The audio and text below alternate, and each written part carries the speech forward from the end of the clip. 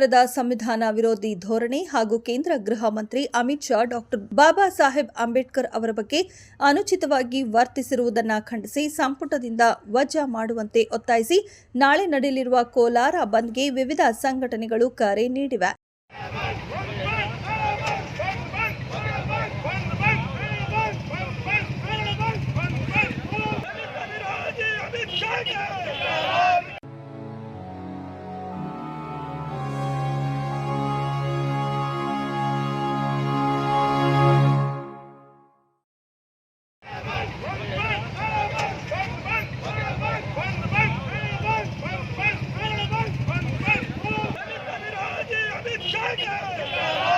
ದಲಿತ ಪರ ಸಂಘಟನೆಗಳು, ರೈತ ಪರ ಸಂಘಟನೆಗಳು ಹಾಗೂ ಕನ್ನಡ ಪರ ಸಂಘಟನೆಗಳ ಮುಖಂಡರುಗಳು ನಗರದ ನಚಿಕೇತ ನಿಲಯದಲ್ಲಿರುವ ಬುದ್ಧ ಪ್ರತಿಮೆಯ ಸಭಾಂಗಣದಲ್ಲಿ ಪೂರ್ವಭಾವಿ ಸಭೆ ನಡೆಸಿ ನಂತರ ನಚಿಕೇತ ನಿಲಯದ ಆವರಣದಿಂದ ಬೈಕ್ಗಳಲ್ಲಿ ಘೋಷಣೆಗಳನ್ನು ಕೂಗುವ ಮೂಲಕ ನಗರದ ಪ್ರಮುಖ ಬೀದಿಗಳಲ್ಲಿ ಸಂಚರಿಸಿದ್ದರಲ್ಲದೆ ನಾಳೆಯ ಕೋಲಾರ ಬಂದ್ಗೆ ಸಹಕರಿಸುವಂತೆ ಸಾರ್ವಜನಿಕರಲ್ಲಿ ಮನವಿ ಮಾಡಿದರು.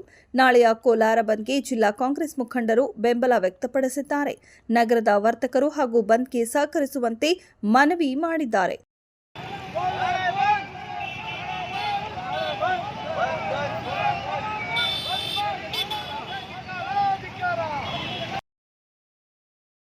ವರದಿ ವಿಡಿಯೋ ಜರ್ನಲಿಸ್ಟ್ ಮಹೇಶ್ ಜೊತೆ ಸಾಯಿನಾಥ್ ದರ್ಗಾ, ಕೋಲಾರ.